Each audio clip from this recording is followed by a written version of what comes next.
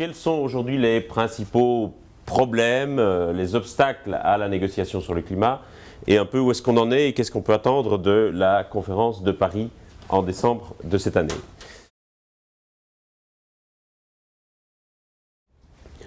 Le premier, c'est le temps de réaction du climat. C'est-à-dire que, comme vous le savez sans doute, il se passe à peu près 2 générations, disons 50 ans, entre le moment où l'on envoie les émissions de gaz à effet de serre dans l'atmosphère et le moment où le climat y réagit. Ce qui veut dire que les premiers impacts du changement climatique que nous observons actuellement, c'est le résultat des émissions de nos grands-parents. Et donc il n'existe absolument aucun rapport entre les émissions de gaz à effet de serre qui sont produites par une génération et les impacts du changement climatique dont cette génération fera l'expérience. Ce qui est extraordinairement démotivant et décourageant. Parce que quand vous êtes un responsable politique, vous allez évidemment souhaiter avoir des résultats à vos actions pendant la durée de votre mandat politique. Ici, le problème, c'est qu'il y a une déconnexion entre les impacts du changement climatique dont on fait l'expérience et les émissions de gaz à effet de serre que nous émettons. Et donc ça a un côté un peu décourageant puisqu'on sait que pour les 50 prochaines années, en gros, les impacts du changement climatique sont inévitables et sont déjà prévus et on ne pourra plus rien faire pour y échapper.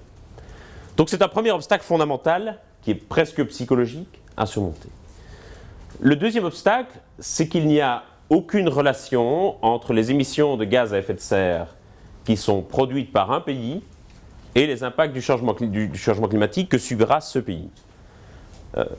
Ça veut donc dire qu'on n'agit pas pour soi-même directement, mais qu'on agit pour les autres. Et éventuellement pour soi-même si l'on pense que par ricochet, via des problèmes de migration ou de sécurité, on aura des impacts chez soi aussi. Mais donc cette absence de relation entre ce que fait un pays et les impacts du changement climatique que subira ce pays fait que la négociation internationale doit forcément être altruiste ou cosmopolitique.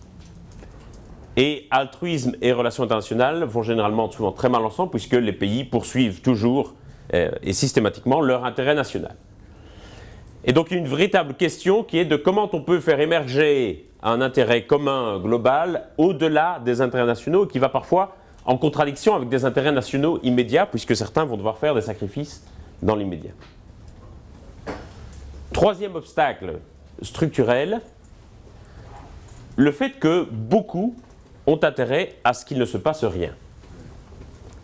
Il y a d'abord, et je pense qu'il faut en tenir compte, une frange importante de la population qui est climato-sceptique. En France, à peu près 1 électeur sur 3, selon l'ADEME, est climato-sceptique. Parmi les plus de 60 ans, on arrive à 1 sur 2. Ce qui veut dire qu'il y a beaucoup de gens, beaucoup d'électeurs qui disent à leur gouvernement « n'agissez pas sur le changement climatique parce qu'on n'y croit pas ». Et le problème, c'est que beaucoup des pays industrialisés qui doivent agir sont aussi des démocraties. Et que donc les gouvernements doivent malheureusement tenir un peu compte de l'avis de leurs électeurs. Et l'avis d'un tiers de leurs électeurs en France, les proportions sont encore supérieures en Angleterre ou aux États-Unis, c'est de dire « ne faites rien parce qu'on n'y croit pas ». Et je pense que souvent, on a négligé ce problème du climato-scepticisme, on les a fait passer pour quelques fous furieux agités du bocal. Je pense que c'est une réalité sociologique dont il faut tenir compte et qui est importante.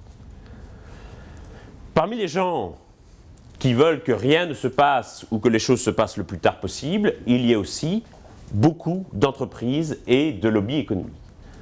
Sur les 10 premières entreprises mondiales en termes de capitalisation boursière, 8 sont directement liées au pétrole. Que ce soit des compagnies pétrolières, des compagnies chimiques ou des fabricants de voitures. Ce qui veut dire que sur les 10 plus grandes entreprises mondiales, il y en a au moins 8 qui ont intérêt à ce que rien ne change, ou à ce que ça change le plus tard possible. Ça ne veut pas dire que c'est des monstres et des ennemis avec lesquels il est impossible de travailler, mais ça veut dire que ce sont des entreprises qui vont avoir de gros problèmes dans l'immédiat si jamais on change tout et si jamais on décide de passer radicalement d'une industrie très carbonée à une industrie peu carbonée. Et donc ce sont des entreprises qui bien sûr vont encourager des concepts comme celui de transition énergétique avec l'idée que ça leur permet aussi de faire la transition potentiellement de leur business model. Ce sont des entreprises qui vont s'opposer à toute rupture brutale du système.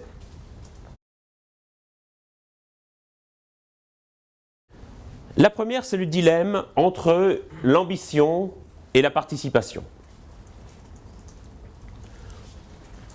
On a aujourd'hui une nécessité d'essayer de rassembler le plus de pays possible dans un accord. Et véritablement, un des objectifs affichés de la conférence de Paris, c'est d'arriver à un accord global. Le problème, c'est que dans un accord international, plus vous avez de pays participants, plus le niveau d'ambition de cet accord est faible.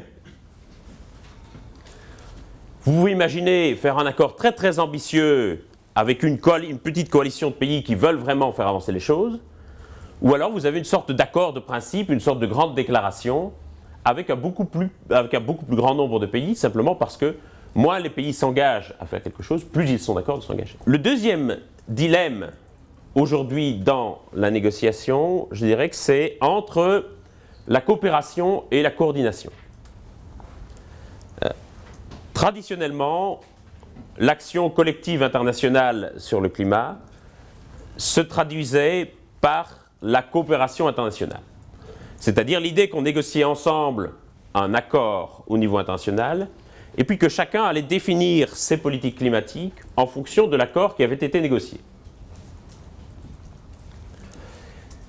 Et je pense que Copenhague amène un choc brutal par rapport à ce modèle où les pays émergents à Copenhague disent « Nous ne voulons plus de ce système où on négocie au niveau international, où il y a un grand accord onusien qui nous dit ce qu'on doit faire. Nous voulons pouvoir définir nous-mêmes nos propres politiques climatiques, nous voulons pouvoir définir nous-mêmes nos propres engagements, et ensuite nous verrons si nous pouvons les mettre ensemble au niveau international. » Et c'est un renversement de logique complet, parce qu'on passe d'une logique top-down à une logique bottom-up, qui est cette fois-ci centrée sur les politiques nationales des États, sur les engagements que les États veulent prendre. Évidemment, la place de l'accord est différente. Soit l'accord vient en premier et les politiques nationales sont ensuite définies, soit ce sont les politiques nationales qui sont d'abord définies et l'accord vient ensuite. Le problème de laisser chacun définir ses politiques nationales, c'est qu'au fond, il n'y a pas vraiment d'arbitre du jeu. Troisième problème, c'est que faire des instruments de Kyoto. Kyoto avait au départ été conçu comme une sorte de protocole test avec un niveau d'ambition restreint et qui devait être testé sur quelques années, sur 5 ans, entre 2008 et 2012. L'idée et l'assurance de chacun était qu'il y aurait après Kyoto un grand protocole plus ambitieux, plus large, qui le remplacerait. Et donc dans Kyoto, on a mis au banc d'essai toute une série de mécanismes, au premier rang desquels, bien entendu, les mécanismes de marché, les mécanismes flexibles. Le problème auquel on fait face aujourd'hui, c'est de savoir, est-ce que l'on va rester dans la ligne de Kyoto, ou est-ce que l'on va abandonner complètement la logique de Kyoto pour passer à une autre logique. Il y a, en schématisant très fort, 3 manières de gouverner le climat en termes de politique publique. Il y a une logique qu'on appelle Command and Control, où donc on fixe une limite impérative à ne pas dépasser. En France, vous pouvez rouler jusqu'à 130 km/h sur les autoroutes. Si vous dépassez cette limite, vous allez avoir des amendes ou des problèmes. Il y a une logique de taxes et de subsides. Le gouvernement mettrait la limite à 130 km/h sur les autoroutes, mais dirait, si vous voulez rouler à 140, vous allez devoir payer une taxe supplémentaire. A l'inverse, si vous êtes d'accord de réduire votre vitesse à 110, je vous verse un subside. Et puis, il y a une logique de marché. La logique de marché, c'est de dire, voilà, on fixe la limite à 130 sur les autoroutes, mais si vous roulez à 150, vous allez devoir trouver quelqu'un qui roule à 110 et échanger avec lui vos 20 km/h. Sous la pression des États-Unis, dans Kyoto, on a choisi cette troisième voie, la logique du marché, qui était dénoncée par énormément d'associations et d'organisations comme étant paroxysme du libéralisme environnemental, comme soulevant des problèmes moraux fondamentaux. Est-ce que l'on peut échanger sur un marché des permis d'émission? Les États-Unis ont fait pression en disant qu'ils ne ratifieraient jamais Kyoto si Kyoto n'intégrait pas, ne reposait pas sur ces mécanismes de marché. L'ironie est qu'à l'époque, personne n'en voulait, que les États-Unis l'ont imposé et que finalement les États-Unis n'ont quand même pas ratifié, et que donc tout le monde s'est retrouvé coincé avec ces mécanismes de marché. La question qui se pose dans la négociation, c'est est-ce qu'on peut tout remettre à plat, ou est-ce qu'il faut continuer dans cette voie? Est-ce qu'on peut changer de modèle, ou est-ce qu'il est trop tard? Et est-ce que l'on peut rectifier un certain nombre d'instruments de Kyoto?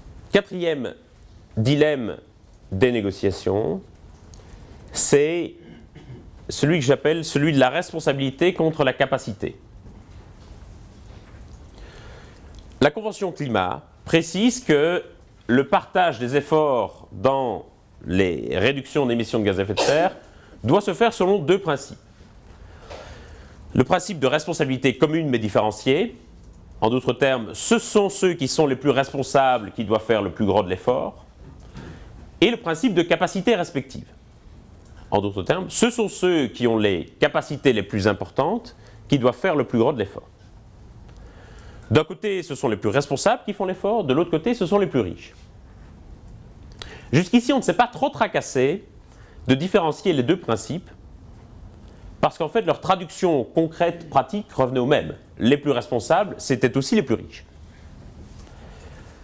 Or, avec l'émergence des pays émergents, la crise économique qui touche l'Europe, on arrive à une situation où on se rend compte que les principes de responsabilité et de capacité vont donner des traductions différentes peu à peu dans la réalité.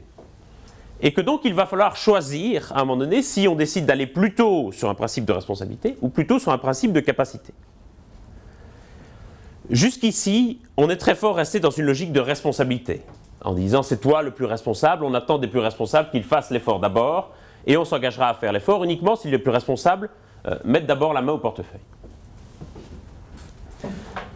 On a peut-être vu une rupture de ce principe avec le récent accord, qui n'est pas vraiment un accord, mais soit, entre la Chine et les États-Unis. Où ce qui s'est passé, c'est que très clairement, l'accord Chine-États-Unis est un accord qui repose sur le principe de capacité. Où les deux pays se sont dit, voilà, nous sommes les deux plus gros émetteurs, qu'est-ce qu'on peut faire? On se rend compte qu'il faut qu'on fasse quelque chose, qu'est-ce qu'on peut faire à deux? Et ils ont pris des engagements qui sont très largement insuffisants,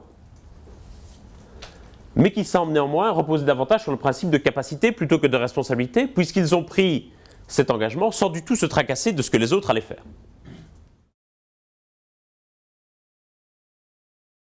Ce modèle de négociation me paraît vicié parce qu'il me semble hérité d'un monde d'avant, d'un monde post-Deuxième Guerre mondiale, et plus du tout adapté à gérer la réalité du changement climatique et à faire face à la catastrophe qui est là.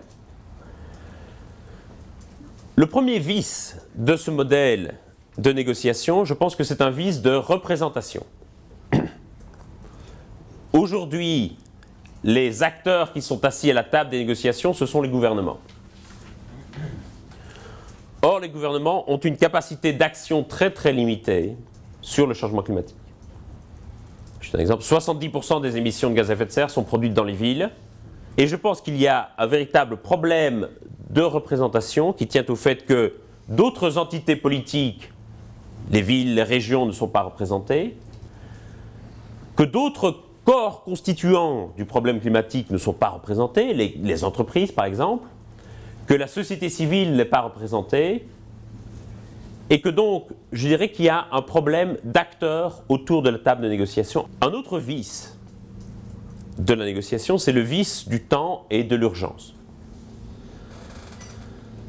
Après l'échec de Copenhague en 2009, on a pris à Durban une décision qui est assez incroyable, puisque les scientifiques nous disent en gros nous avons une fenêtre de temps de 20 ans pour agir et pour résoudre le problème climatique. À Durban en 2011, on dit qu'on va perdre volontairement 9 ans. On se dit on n'est pas prêt. Et donc, on va négocier un accord à Paris en 2015, et cet accord, on est d'accord qu'il ne sera d'application qu'à partir de 2020, pour bien laisser le temps à tout le monde de se préparer.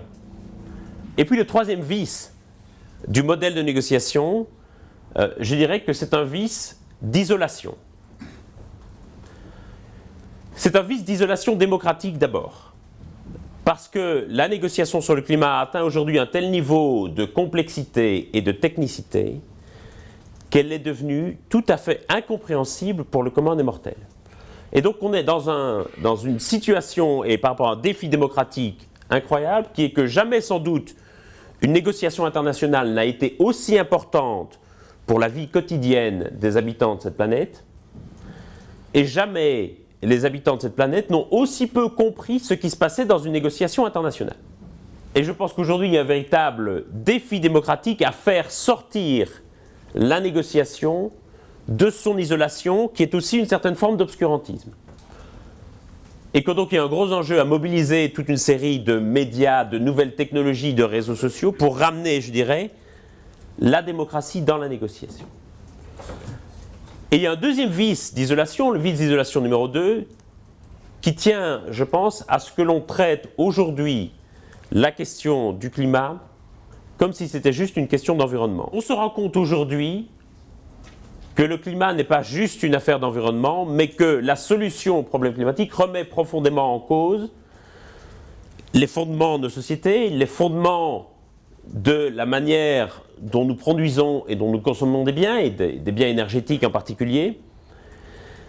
Et donc, je suis frappé de voir comme la négociation sur le climat est isolée de toute une série d'autres négociations sur le commerce international, sur la régulation des marchés financiers, sur les questions de coopération Nord-Sud, sur les questions de défense, et comme on traite la question du climat dans un silo environnemental, je pense qu'on ne pourra pas résoudre le problème climatique si on continue à le traiter comme simplement un problème d'environnement qui peut être résolu par un traité environnemental, et qu'un enjeu fondamental du modèle de négociation, c'est aussi de faire exploser le silo environnemental dans lequel se trouve le climat pour le replacer au centre de tous les processus de négociation qui touchent à l'action collective.